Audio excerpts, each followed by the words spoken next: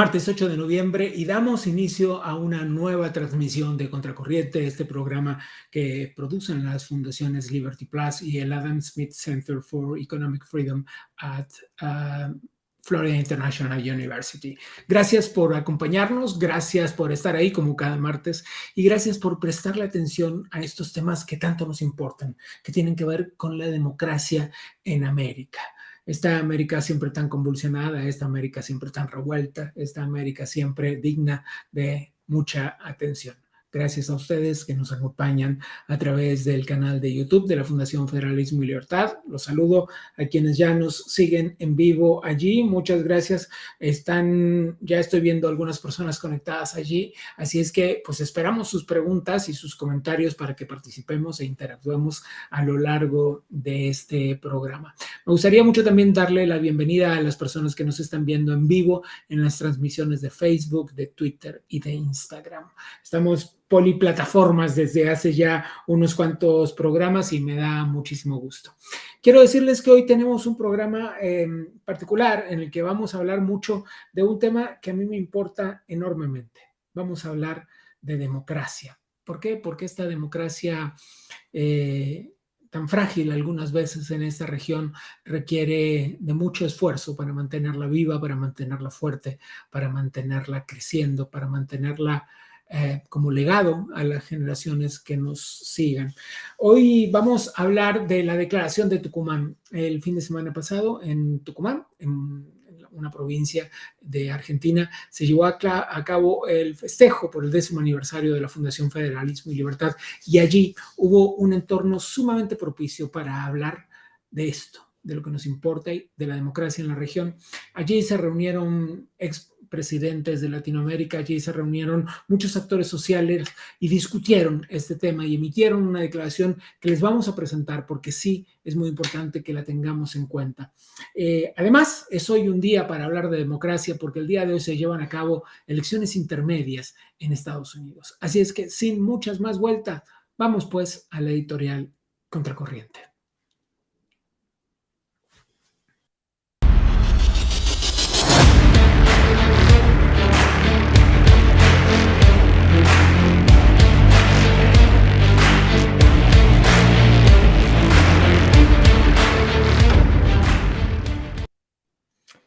La democracia es uno de esos fenómenos que no existen a medias.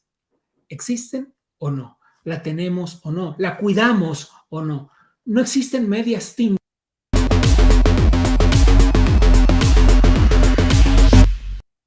Se nos disparó y ese es un error mío. No existen medias tintas cuando de democracia se trata. No existen medias tintas cuando se trata de proteger el futuro de los países que habitamos. Eso es la democracia. Quiero mostrarles esto. Nada más que esto.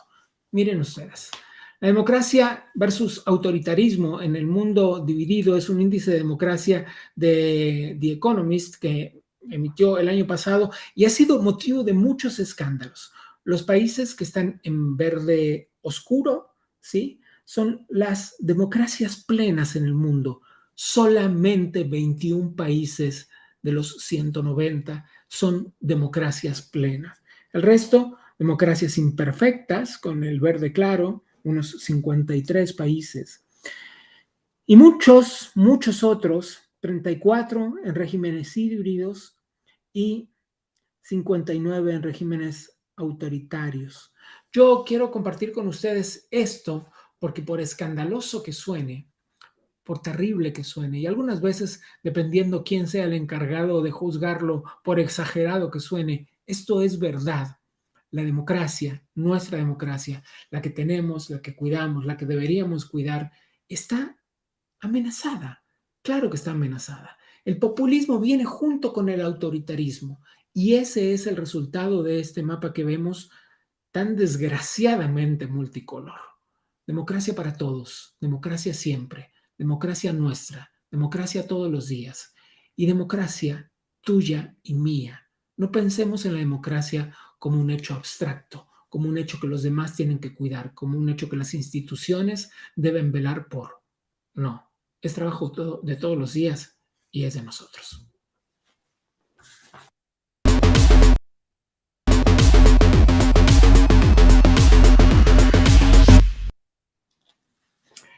En este mundo convulsionado del que siempre les hablo también de cuánto deberíamos estar atentos a eso. Voy a hablar en un minuto con Carlos Díaz Rosillo, el director y fundador del Adam Smith Center, y voy a hablar con él sobre democracia justamente. Y voy a hablar con él de las elecciones en Estados Unidos. Estas elecciones de medio término, de las que sabemos muy poco todavía. Hay algunas cositas viéndose en déjenme ver, ¿no? Todavía no hay nada de resultados, nada, nada, nada. Es una gran incógnita. Lo único que sabemos es que los presidentes en Estados Unidos habitualmente pierden la mayoría en las cámaras. Vamos al radar.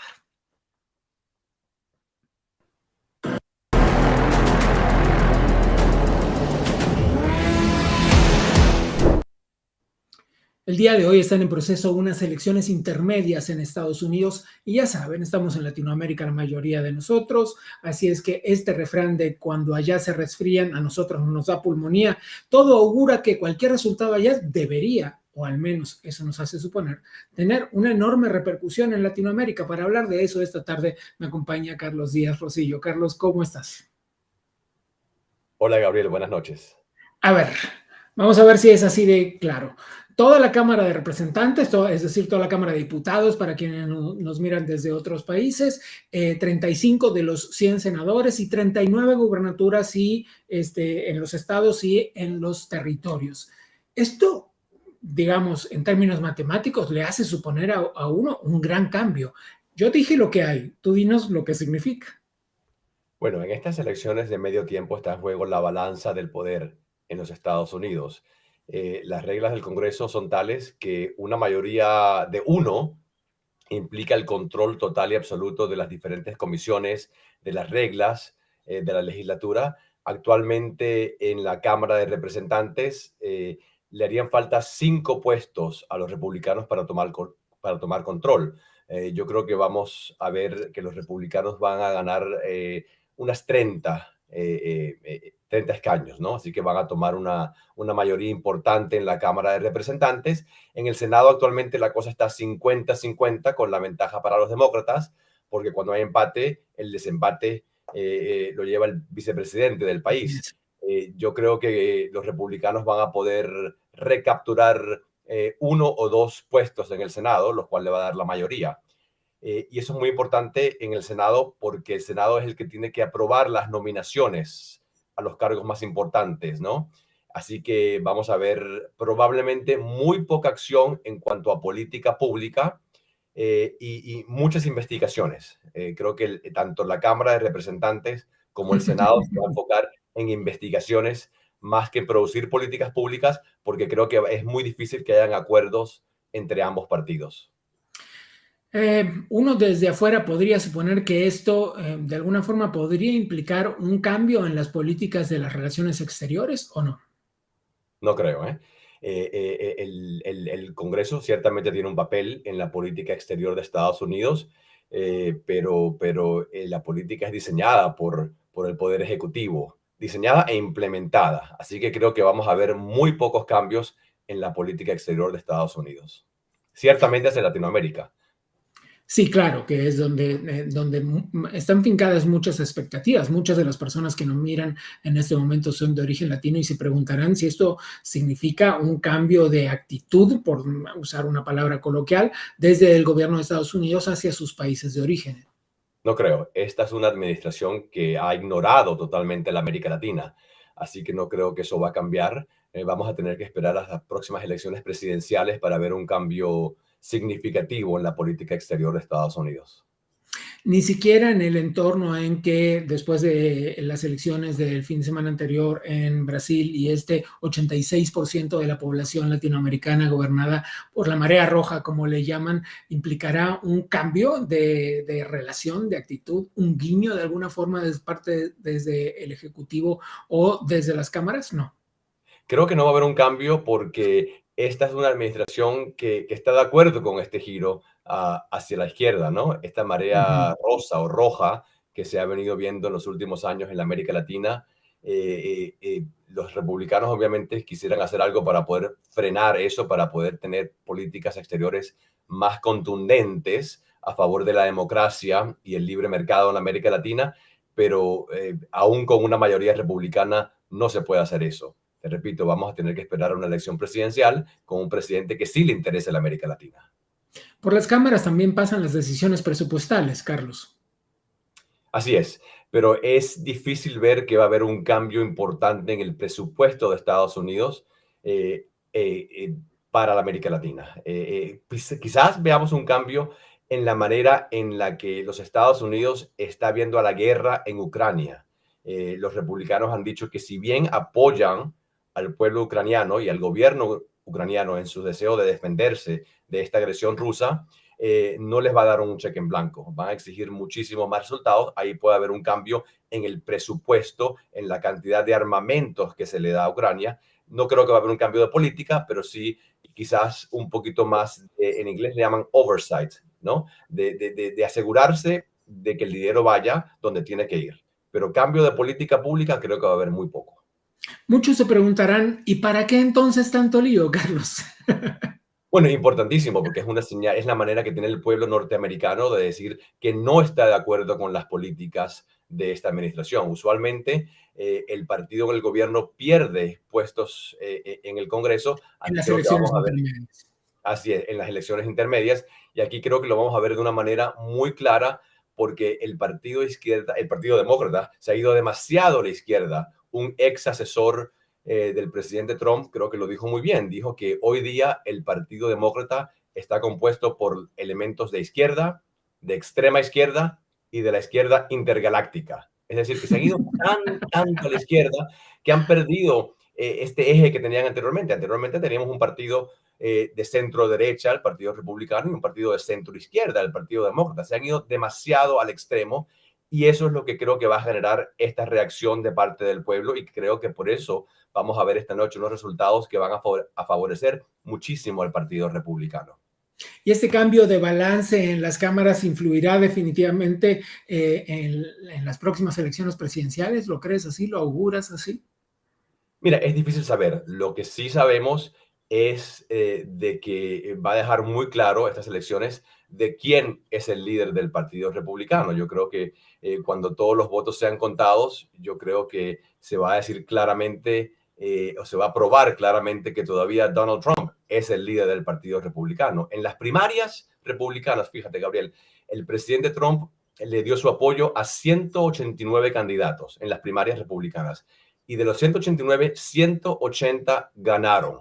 Es decir, que tuvo un promedio de más del 95%, algo que no se ve usualmente en la política americana, ¿no? Un promedio altísimo. Así que uno de los resultados de estas elecciones va a ser este mensaje muy claro de que Donald Trump es el líder del partido, lo cual lo va a posicionar muy bien para una eventual candidatura para la presidencia.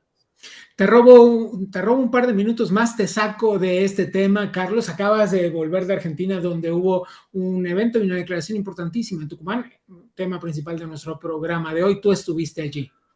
Así es, mira, un evento formidable en el cual no solamente celebramos el aniversario de Federalismo y Libertad y todos sus logros, sino que también hicimos algo que creo que es importante, no solamente quedarnos en celebrar la gran tarea de esta organización, sino hacer algo muy concreto para mirar al futuro, para mandar un mensaje de que estamos muy preocupados por la erosión de los gobiernos democráticos en la América Latina, y eh, con el liderazgo del presidente Franco del Paraguay, del presidente Lacalle, Herrera de Uruguay y del presidente Uribe de Colombia, firmamos la Declaración de Tucumán, una declaración que claramente deja ver nuestro deseo de que en la América Latina hayan gobiernos que respeten el Estado de Derecho, que respeten la democracia, que respeten el sistema de pesos y contrapesos, el sistema de libre mercado. Y si bien la otra parte tiene su grupo de Puebla o de Sao Paulo, o como quieran llamarlo, queremos plantar la semilla para ver el futuro y para tener una organización de estadistas, de gobiernos serios que promuevan la democracia y todos los valores que son tan importantes, no solamente para la América Latina, sino para el mundo. Un poco más adelante en este programa veremos también la conversación que tuviste con la senadora opositora Carolina Lozada. Así es, una joven política que a lo largo de toda su carrera se desempeñó como periodista, se lanzó a la política y en menos de un año se ha convertido en la vicepresidenta del Senado argentino. Alguien bueno, ya verán en la entrevista, creo que tiene mucho futuro en la política. Carlos, te agradezco mucho esta conversación. Nosotros vamos a continuar con más Radar primero y después con el desarrollo de Contracorriente. Gracias.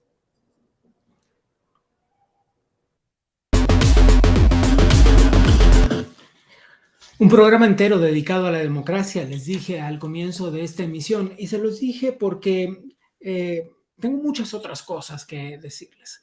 Este próximo fin de semana se planea en la Ciudad de México y en distintos puntos del país una marcha multitudinaria en defensa de la democracia. Desde hace varios meses el presidente Andrés Manuel López Obrador ha insistido en sus ataques contra el Instituto Nacional Electoral, un organismo autónomo presupuestalmente y en línea vertical de mando fuera del gobierno, que es el encargado de organizar las elecciones desde hace muchos años, unas elecciones que pues nadie puede decir que no sean libres. Esa es la verdad. Quiero mostrarles un video, un lamentable video. Tanto el día de ayer como el día de hoy el presidente López Obrador se dedicó a atacar a quienes asistan a esa marcha. Que vaya, que sepa que esa es una marcha, una manifestación en contra de nosotros por la política que estamos llevando a cabo en favor del pueblo. Todos esos, aunque vayan a misa los domingos, no le tienen amor al pueblo y son racistas en su mayoría, clasistas y muy hipócritas. O sea, que lo sepan, pues, que se sepa bien, y que tampoco son demócratas. Una pequeña aclaración: cuando el presidente López Obrador habla de demócratas, no habla de los miembros del Partido Demócrata como podría entenderse en Estados Unidos, sino de personas con espíritu democrático. Él cree que quienes asistan a la marcha de este fin de semana para defender la democracia, para defender el instituto libre organizador de las elecciones, esas personas no son demócratas.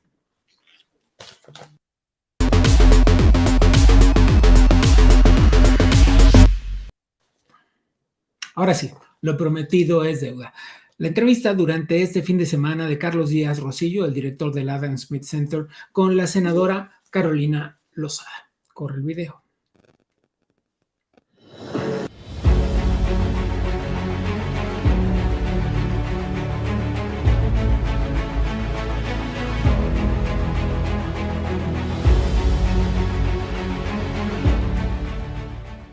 Senadora, muchísimas gracias por venir a Contracorriente. Es un placer conocerla. Un placer para mí estar con ustedes. Lleva menos de un año Sí. en el Senado, una carrera extraordinaria como periodista y se lanza a la política. ¿Por qué?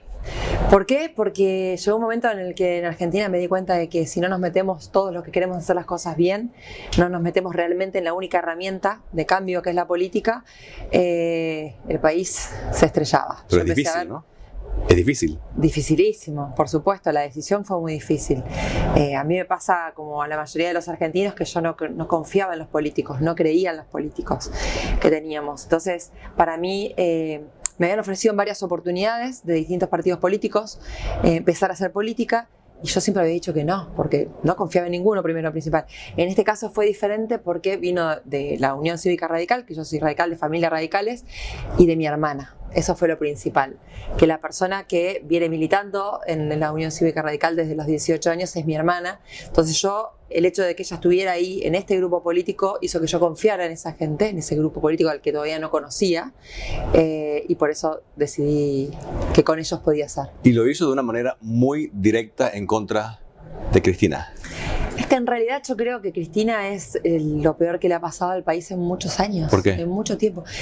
Porque, primero que nada, su forma de ejercer el poder no la comparto para nada. Una forma súper verticalista en donde los propios le tienen miedo, pero eso sería lo de menos si hiciera algo bueno por el país. Cuando vos ves un doble discurso y una doble vara permanente en donde dicen que quieren hacer algo por los pobres, pero en realidad lo que quieren es tenerlos cada día más pobres o que permanezcan en la pobreza para que no solamente puedan estirar la mano para pedirle algo al Estado, y el Estado son ellos, el gobierno son ellos, y se creen los dueños del Estado y de los recursos del Estado. Tanto es así que a veces hasta se confunden, y por eso tiene tantas causas por corrupción en este momento. Entonces, bueno, por toda la corrupción, por toda esta... ¿Cómo llamarla? Yo creo que hay una batalla cultural que tenemos que dar, que el kirchnerismo arruinó a muchas personas que creían quizás en mejorar, en esforzarse para que les vaya bien, en estudiar, en trabajar, en progresar. Y el kirchnerismo les hizo creer que eso no tiene que ser así. Y son muy buenos en la narrativa, ¿no? Ganan Relato le decimos nosotros. Son muy buenos. Relato. ¿Por qué la gente seria, los políticos de centro derecha, no se coordinan, no tienen una narrativa, un relato más atractivo? La verdad que esa es una muy buena pregunta. Yo creo que el relato tiene dos caras, ¿no? Cuando el relato es un relato mentiroso, como el del kirchnerismo, que por un lado te dice que te quieren ayudar y por otro lado te tienen cada vez más pobre. Fíjate los números de la pobreza en Argentina, te marca que de los últimos 20 años en Argentina, 15 años los gobernó el kirchnerismo y cada vez somos más pobres. Así es. Y cada vez hay más chicos pobres con hambre en un país que produce alimentos para tantas personas, ¿no? Que podría producir muchísimo más incluso si se permitiera utilizar mucho más tecnología, importar tecnología. Entonces, ese relato es el malo, el relato mentiroso es el malo. Pero el cómo contar las cosas, si vos decís la verdad, el cómo expresarlas, yo creo que sí es bueno y es importante. ¿Y ese relato cree que viene coordinado desde fuera de la Argentina? El de Cristina, no lo sé. No lo sé. Por el eje de la izquierda, quizás Cuba, Nicaragua, Venezuela. Yo creo que ellos se van acomodando a lo Foro que de Sao pinta, Paulo. porque ahora están corriendo un poco más al centro del relato. Así que yo no creo que el kirchnerismo no tiene ideología. La única ideología que tiene el kirchnerismo es el poder. Conveniencia. El poder. El que tiene el poder van todos atrás de ese, y cuando ese no tiene más el poder pasan por al lado y no lo miran. Lo importante es quien ostenta el poder. Y en un país como la Argentina, que es tan presidencialista, que la vicepresidente ostente el poder y el presidente esté tan desdibujado, pintado, diríamos, en Argentina, realmente nos hace mucho daño. ¿Ella es la presidenta? Ella es quien manda. Ella es quien manda, ella es quien dirige las riendas de este país y quien nos está llevando al abismo. Porque la verdad es que si viéramos un país que florece, es una cosa. Si vemos un país que 6 de cada 10 chicos están bajo la línea de pobreza y no tienen perspectiva de futuro, yo creo que no recorren los barrios, yo creo que no tienen ningún tipo de contacto con la verdad de Argentina. Porque yo que sí lo hago, yo que recorro los barrios, que este martes mismo estuve en un barrio de emergencia en mi provincia, en Santa Fe, en la ciudad de Rosario, a 15 minutos del centro, y vi los chicos cómo están tumbados por la droga. Vi chicos vendiendo droga en la esquina, armados. Vi mamás que han perdido a sus hijos en balaceras en la puerta de su casa, balaceras con las cuales sus hijos no tenían nada que ver, pero quedan en el medio de eso. Cuando vos ves eso y ves esa angustia, esa tristeza que tiene la Argentina y la ves realmente a los ojos, te das cuenta que no pueden estar mirándola y no hacer nada. Porque hoy lo único que está haciendo el gobierno de la Argentina es bailar al ritmo de la música de la vicepresidenta de la Nación, Cristina. ¿Cuál es la solución? El ritmo de ella, discúlpame, es ir en contra de la justicia, porque su preocupación fundamental no tiene que ver con los argentinos, tiene que ver con sus propios problemas judiciales. ¿Cuál es la solución? Porque sigue consiguiendo votos en elecciones. Sí, sigue consiguiendo votos. Yo creo que igual no va a conseguir, si es que está en una próxima fórmula, eso no lo sabemos. ¿Cree que sí se va a lanzar? No lo sé. La verdad que en Argentina, yo entiendo que vos venís de otro lado, en donde parecemos extraterrestres, es lo que te estoy diciendo, pero en Argentina un mes es lo que a lo mejor para otros países podría pasar en varios años. Entonces es difícil en Argentina decir lo que va a suceder, porque sería como hacer futurología, y prefiero ser más seria y no hacerlo. Pero quiero volver a tu pregunta, que en este momento se me perdió.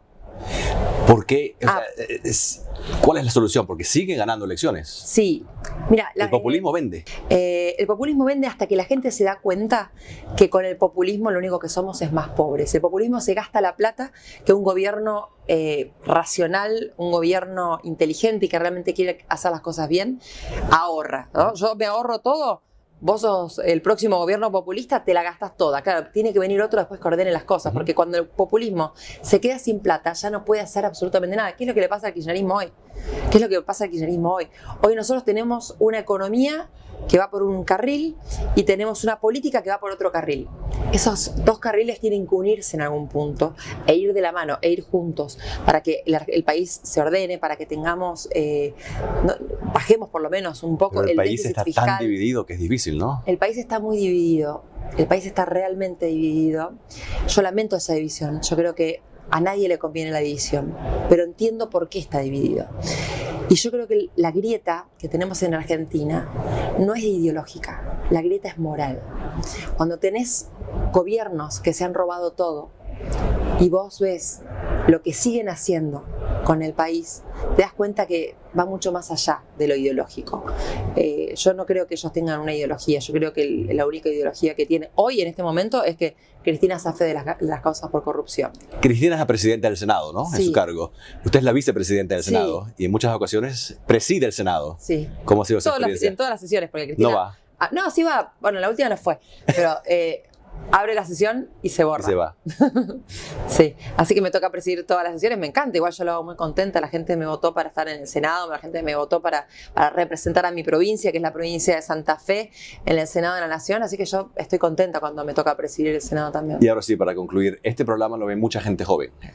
¿Qué le dice a todas esas jóvenes que se quieren quizás lanzar a la política, que quieren ser servidoras públicas, pero que ven las noticias y ven la corrupción, ven lo sucio de la política? ¿Qué les dice para que sean servidoras públicas? Que se animen, que pese a todo, si vos querés hacer algo que sea diferente para tu país, si querés hacer algo que cambie la realidad que vos estás viviendo, tenés que meterte. Y yo creo que hay mucha más gente desde afuera de la política que sumada a la política tradicional, porque yo no es que descreo de todos los políticos tradicionales. Yo creo que hay mucha gente buena y con ganas de hacer cosas bien dentro de la política tradicional también. Pero creo que la gente que viene de afuera la oxigena y venís con una manera de hacer diferente. Yo vengo del periodismo, entonces yo vengo buscando siempre la verdad, buscando contrastar los datos, de alzar la voz por la gente. Mi contacto con la sociedad es al 100%. Y el kirchnerismo, este gobierno, por ejemplo, no tiene contacto directamente. Entonces me parece que cuando viene gente desde afuera a oxigenar la política, bueno, sí, te va a pasar como me hacen a mí, operaciones políticas una tras otra, estás en la mira. Y bueno, pero hay que aguantar si uno realmente tiene un objetivo claro, que es mejorar las cosas en el Y sé país. que la vamos a ver ahí por muchos años más. Bueno, gracias. Un placer, gracias. Un placer para todos.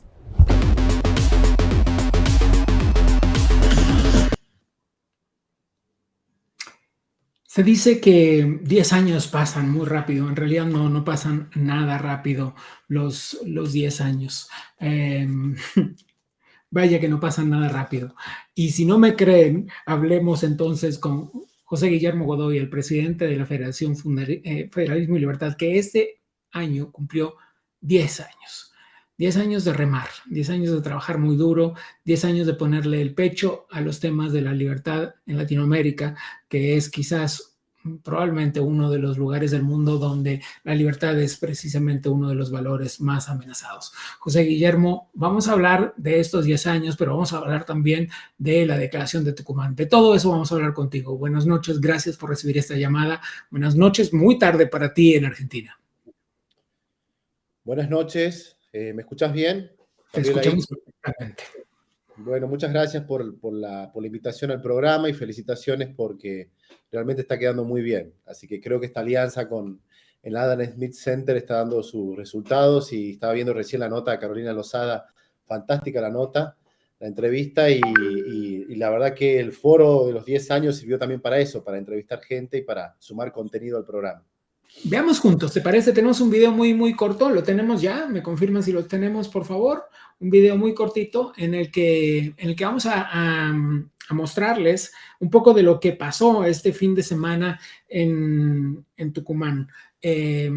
Mucha gente, mucha actividad, mucho de qué hablar. Una declaración enorme. Vamos primero con la declaración, ¿te parece, José? Les muestro a todos. Hubo una declaración firmada por los asistentes conscientes de la importancia de unirnos en defensa de la libertad de los pueblos de América y comprometidos con el bienestar y el progreso, la paz y la seguridad de nuestros pueblos, declaramos nuestro compromiso con la defensa de los siguientes principios fundamentales: democracia representativa, Estado de Derecho e igualdad jurídica, separación de poderes, gobierno limitado, alternancia en el gobierno, soberanía e independencia, libertades civiles, políticas y económicas, economía de libre mercado, derecho a la propiedad privada, transparencia y responsabilidad.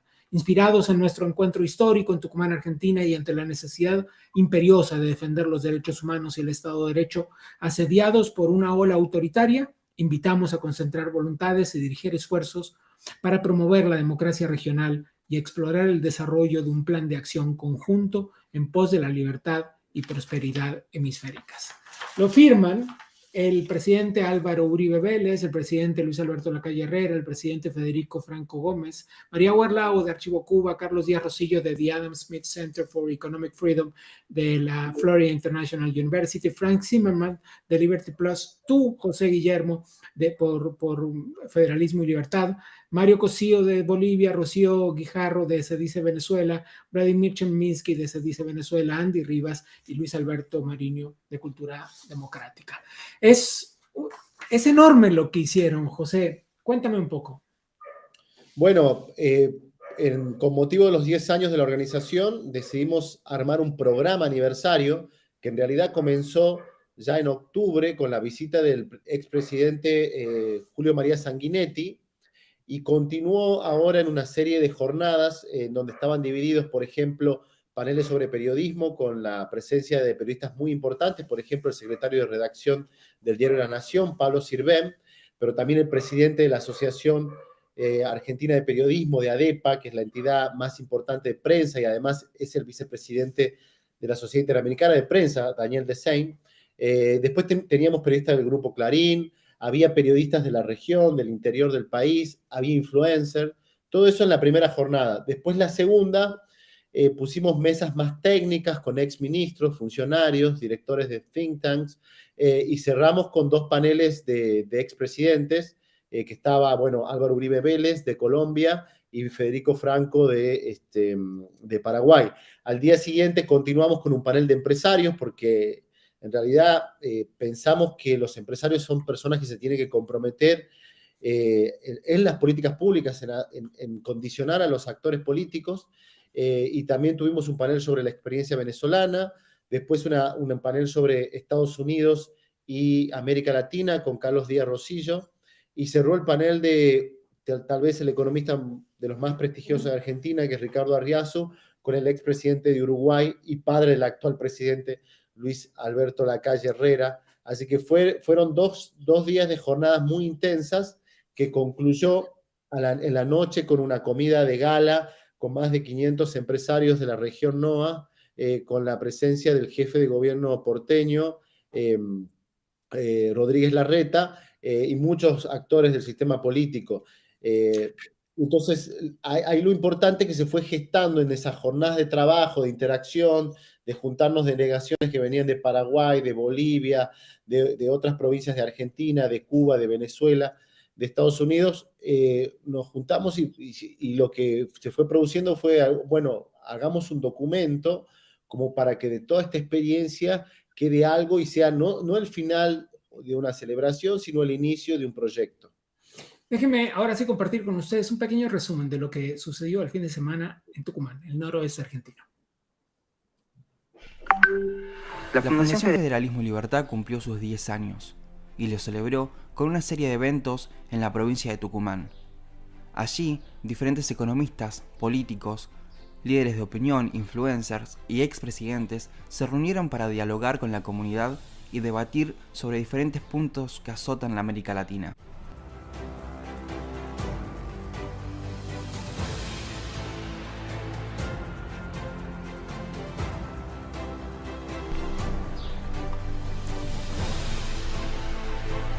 Entre las figuras se encontraban el exministro de Hacienda, Alfonso Pratgay, el economista Domingo Cavallo, la senadora Carolina Lozada, Norman Harrison, presidente del Grupo Harrison de Paraguay, y entre las figuras internacionales se encontraba María Werlau, la directora de Archivo Cuba, Carlos Díaz Rosillo, director del Adam Smith Center,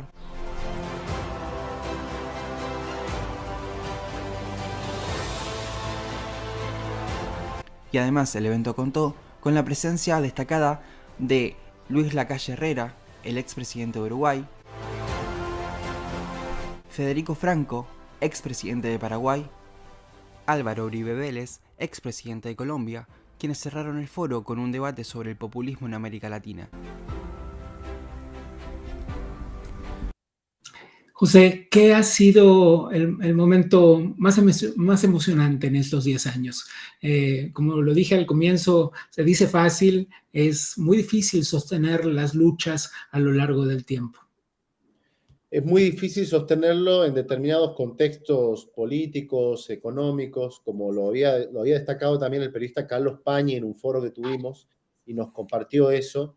Hay otros lugares más difíciles de sostener, como Cuba, Venezuela, y había gente de SEDICE, amigos de SEDICE, que tienen más de 30 años luchando por la libertad, y la verdad que la visita de ellos por nuestros 10 años fue una cosa algo muy emocionante para nosotros, porque ellos son de alguna manera una guía a la distancia, ¿no? Y nos inspiran todo el tiempo con los trabajos, con los programas y las tareas que realizan.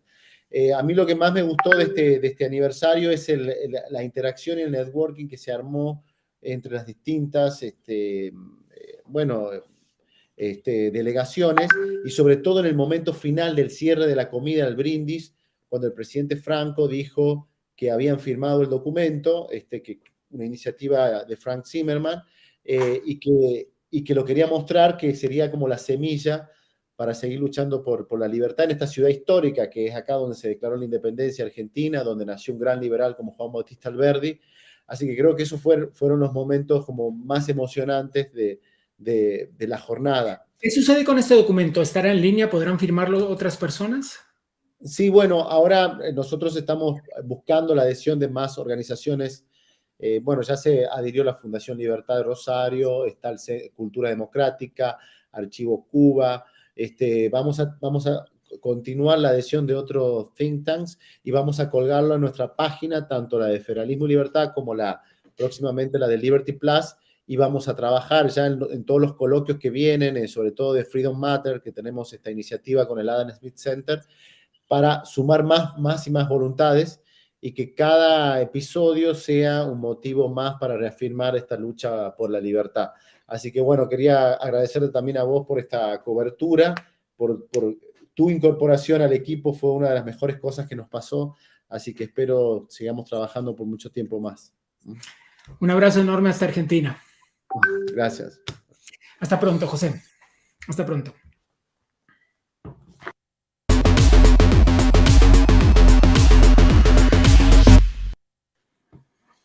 Sigamos hablando pues de esta declaración. Me acompaña ahora tú también estás en Argentina, ¿verdad? Voy a hablar con Luis Alberto Mariño. Tito, ¿estás en Buenos Aires o estoy yo equivocadísimo? Sí, cómo no, estoy en Buenos Aires. Buenas noches, Gabriel, y a toda la audiencia. Hablemos por favor de qué importancia tiene la firma de este documento y qué repercusiones seguras, espero que a corto plazo. Mira, lo primero, me parece una cosa muy interesante, ¿no?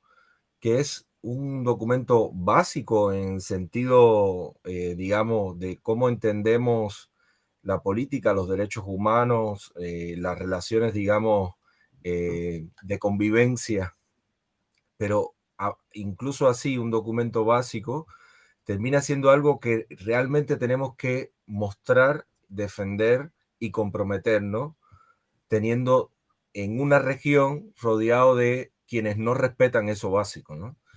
y que Bueno, otros se hacen. yo hablaba de esto un poco el programa pasado, Tito, cuando veíamos esta mancha roja de gobiernos socialistas gobernando la mayor parte del territorio latinoamericano, el 86% de la población del territorio. Y lo que nadie decía en este contexto es que en esa enorme mancha roja había al menos 3 dictaduras de izquierda, ¿no? Exactamente. Además de 3 dictaduras de izquierda, mucha complicidad, mucho negocio, mucha complicidad, mucho silencio.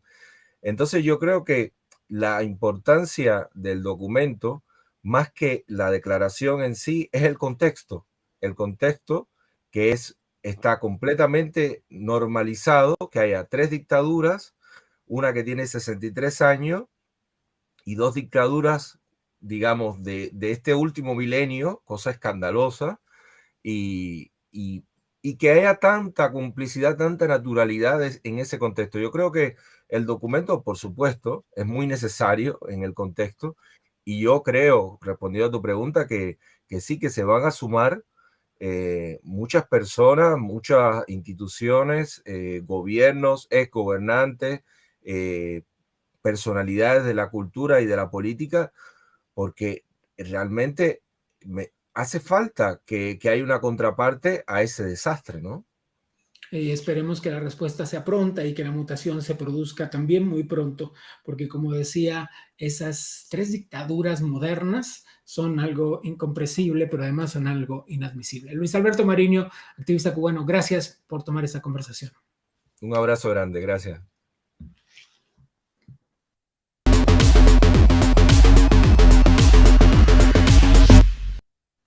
Día de elecciones en Estados Unidos, les decía al comienzo del programa, y hemos tenido ya algunas conversaciones intentando adelantarnos un poco al resultado y a los escenarios que esto implicaría. Para hablar de esto me acompaña esta tarde en Spotlight. También me acompaña Julio Schilling, el director de Patria de Martí. Julio, como siempre, un gusto conversar contigo. Es mío, Gabriel. Un placer estar contigo. ¿Qué auguras para el resultado de estas elecciones en las que todo indica, como históricamente han marcado las elecciones intermedias en Estados Unidos, el gobierno, el partido en el gobierno perderá su mayoría en las cámaras? Pero aún así hay quienes dicen que pocos cambios veremos a pesar de una escalada republicana tanto en la Cámara de Representantes como en el Senado. Mira, antes de contestar, que esto sin querer desviarme mucho del tema, solo quería aportar una apreciación de por qué me parece que la declaración de Tucumán, el hecho de que lleve y que se haya realizado en Tucumán es importante, y eso es porque fue una de las provincias que el comunismo internacional más se enfocó y que padeció de un terrorismo marxista extraordinario, y el pueblo argentino junto a las Fuerzas Armadas combatieron en Tucumán de manera muy contundente, defendiendo la libertad. Así que me parece magnífico que todo este evento haya ocurrido en Tucumán. Sin duda, sin duda, sin duda. Ahora, mira, siempre es muy cierto que en las elecciones a mediado de término, que se le llama, que precisamente son a la mitad de un término presidencial, que a todos los diputados de la Cámara Baja, pues, les corresponde proponerse para ver si son elegidos. Algunas veces son senadores, como son de 6 años, y a veces le tocan a algunos gobernadores. Pero en este caso, la diferencia es de que tenemos un gobierno que tiene mucha similitud a un régimen más que un gobierno propio, por la sencilla razón de que tiene a instituciones importantísimas de la sociedad civil que tienen un activismo político que cumple como si fueran una extensión del poder político. Y eso es peligrosísimo. Me refiero, por ejemplo, a los medios de comunicación industriales, a los medios tecnológicos, que tienen una partida y están reforzando normas que en sí violan hasta su propia constitución de poder tener protección contra demandas y una serie de factores que realmente no le corresponde a instituciones de ese tipo. Son instituciones fundamentales para una democracia, una sociedad libre. Sin embargo, son extensiones en el sentido práctico del poder político. Entonces, cuando vemos, todos podemos señalar los problemas que hay. La inflación, más del 8%, la más alta en 40 años, pero eso es el promedio. Si miramos, por ejemplo, algunos productos, es una inflación de más del 30%. Julio, ¿crees que ese proceso está aislado del proceso inflacionario que vive prácticamente todo el mundo? Sí, está aislado porque primero la guerra contra el combustible de fósiles, o sea, de la producción energética, ha contribuido mucho a la inflación. Los Estados Unidos, cuando el presidente Biden pues asume su cargo, era el mayor exportador en el mundo de petróleo. Y el petróleo, muchas personas piensan, bueno, en lo que es el transporte para los automóviles y los camiones, pero es mucho más que eso. El plástico, o sea, el petróleo es utilizado en prácticamente toda la mercancía de consumo en el mundo. Entonces, no quiere decir que no se puede considerar energía alterna. Me parece una buena idea, pero cuando esté el país listo para eso, no tirar sobre un precipicio a una economía con tal de perseguir objetivos ideológicos que no tiene una base de ciencia de que el hombre es el que está causando la contaminación en el mundo. La evidencia, o sea, que el cambio climático viene por eso, que es parte de la argumentación. Tenemos la crisis grave de la frontera sur que violenta todos los principios de un Estado de Derecho. Los Estados Unidos... Bien, hablemos de eso justamente. ¿Auguras que habrá un cambio en la política migratoria de Estados Unidos después de este nuevo orden en las cámaras con una supuesta, aunque todo el mundo augura que no hay otra lectura posible, un supuesto incremento de la presencia republicana? Lo que más pueden aspirar los republicanos es hacer lo mismo que hicieron los demócratas con el antiguo presidente, y eso es obstaculizar su agenda, o sea, el Partido Demócrata. Bien, hoy, o sea, ejercer un contrapeso, digamos. Correcto, y eso, déjame decirle, eso es parte del sistema democrático, es engorroso. Es más, los que forjaron los Estados Unidos tenían precisamente eso en mente.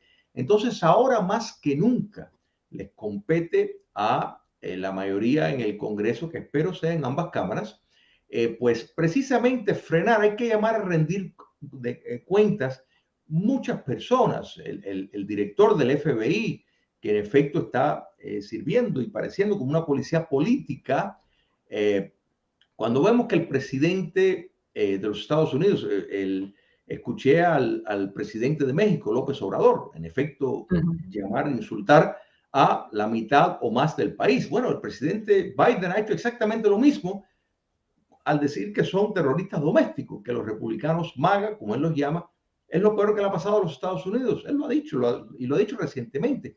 Entonces eso, primero, es totalmente incierto porque el intento de criminalizar una oposición ya adquiere matices de un autoritarismo, aunque sea un autoritarismo suave.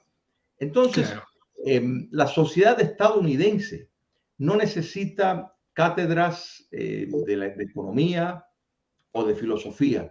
Cada vez que van al supermercado, cada vez que ven el alza en crimen en ciudades donde tienen alcaldes demócratas, pero es espantoso. O sea, en Nueva York es 3 veces... Sí, el medidor es bastante más doméstico y está mucho más al ras del suelo y es mucho más palpable para la población en Estados Unidos y en América toda, que las discusiones a nivel de los estrados, ¿verdad? Julio, te agradezco enormemente la conversación, como siempre, un placer conversar contigo. El gusto todo mío. Nosotros continuamos con más Contracorriente.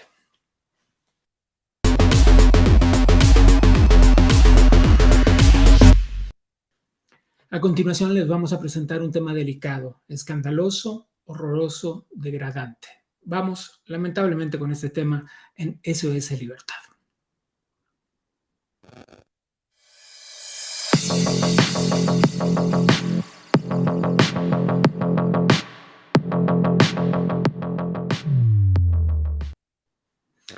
Para presentar este tema a continuación, le doy la bienvenida a Yaima Pardo, nuestra colaboradora de siempre. Gracias, Yaima, por esta comunicación. Por favor, cuéntanos. Hola, gracias a ti, Gabriel.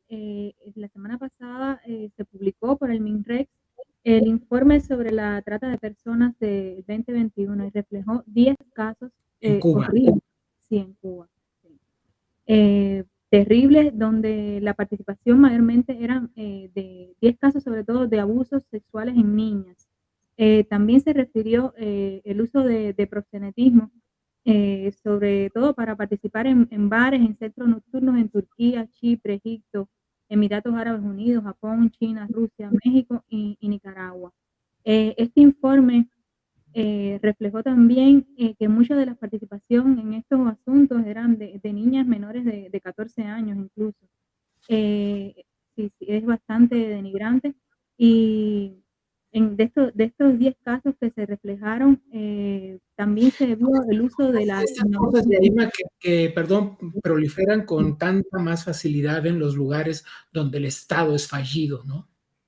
Exactamente. Y además es muy significativo porque muchos de estos empresarios que ellos están ahora juzgando, que presentan cargos legales, son los mismos empresarios que hacen negocio con el gobierno en muchas ocasiones. Con la dictadura cubana.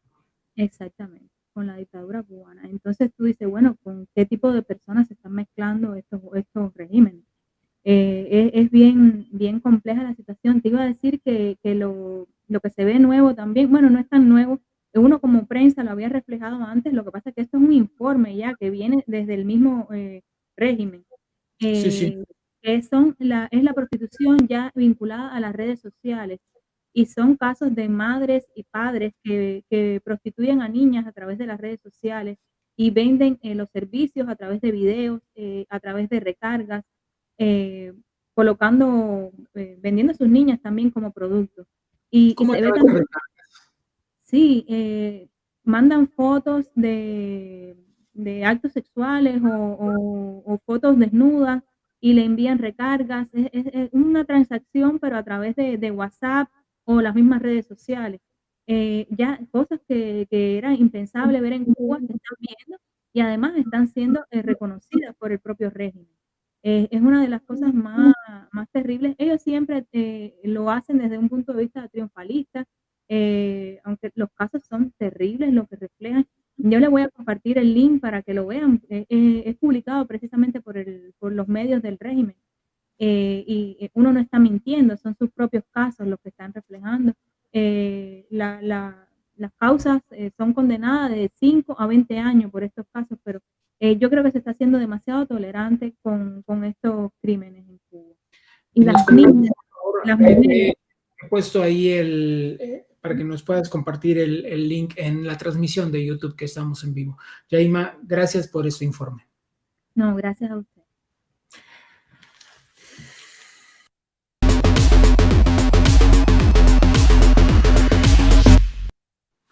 Nosotros continuamos con más programa casi sobre el final, pero bueno, hay más noticias alrededor del mundo. Esas noticias vamos a verlas desde la perspectiva de las redes sociales. Vamos pues con nuestro segmento Enredados.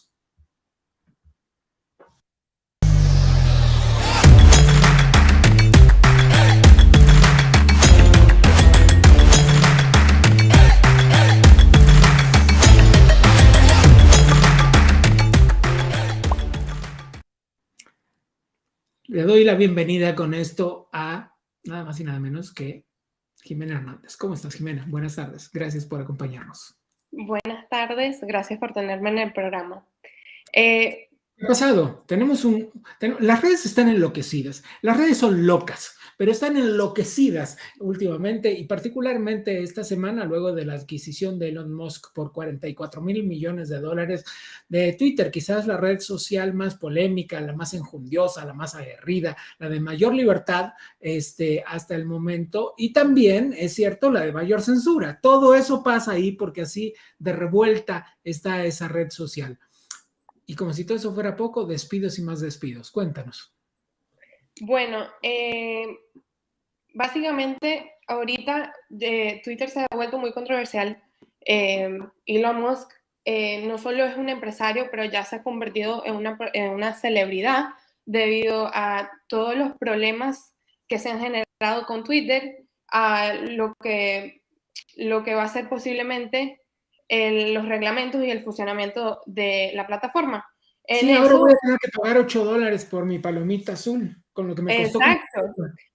Pero además de eso también, como has dicho tú, empezó despidiendo a los ejecutivos principales de la compañía, uno de ellos el director general, y ahorita, hace algunos días, despidió básicamente casi la mitad de los 7.500 empleados de Twitter alrededor del mundo.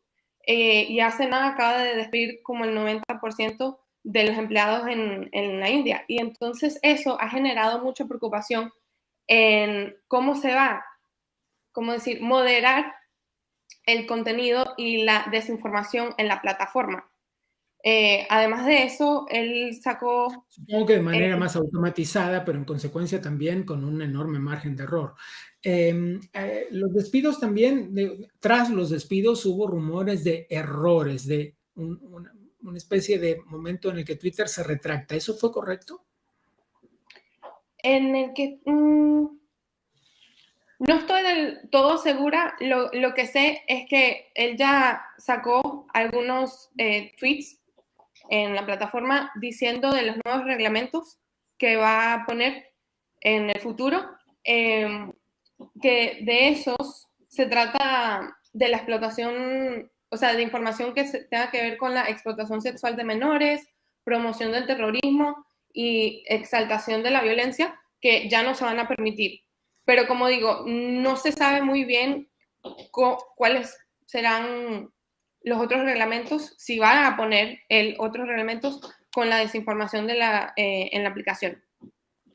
Bien, Jimena, te agradezco mucho. Gracias por conversar conmigo esta tarde. Gracias. Nosotros continuamos con más Contracorriente y sobre el final, porque ya casi se nos acaba el programa del día de hoy, hablamos de democracia, hablamos de la Declaración de Tucumán, y si metemos todo esto en una bolsa, sale la mente brillante de Abraham Rivera y nos muestra esto, nos muestra la caricatura de la semana. Ahí está, el Acta de Tucumán poniéndole un alto al Foro de Sao Paulo o al Grupo de Puebla, como quieran ustedes interpretarlo, a especie de golpe de bowling contra la democracia. Ahí están las redes sociales de nuestro querido Abraham. Está su canal de YouTube, donde les recomiendo enormemente pasar y darse una vuelta. Está su Instagram, su Twitter y su Facebook. Y todo eso, donde ustedes podrán encontrar el ácido análisis y el humor de Abraham Rivera. Estamos casi a punto de despedirnos. Yo soy Gabriel Bauduco y quiero regresar un segundo antes al comienzo del programa. La democracia es un asunto de todos los días, pero además es un asunto de todos. Trabajemos para eso, porque nadie nos va a regalar la libertad. Por absurdo que suene, el derecho universal a la libertad está cada día más amenazado. Esto es Contracorriente y nos vemos la semana que viene.